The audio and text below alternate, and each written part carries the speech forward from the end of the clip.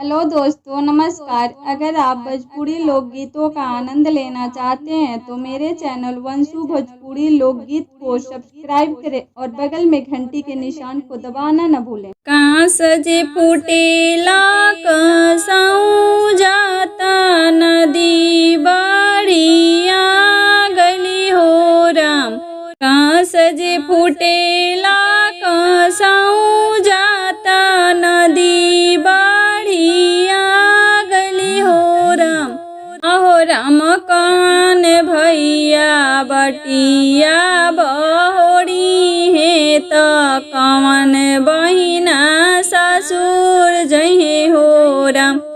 अहो राम कौन भैया बटिया बहोड़ी है तो कौन बहिना ससुर जहे हो राम।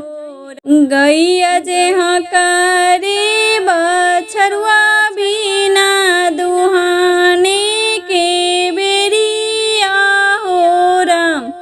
अहो रामया मारो एली एक दिया बिना बसिया वे के बेरा भले हो राम।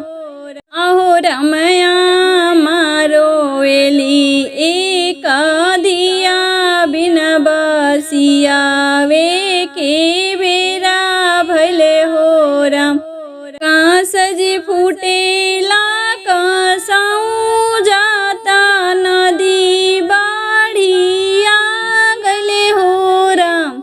अहो राम कौन भैया बटिया बहोड़ी है तो कौन बहिना ससुर जये हो राम।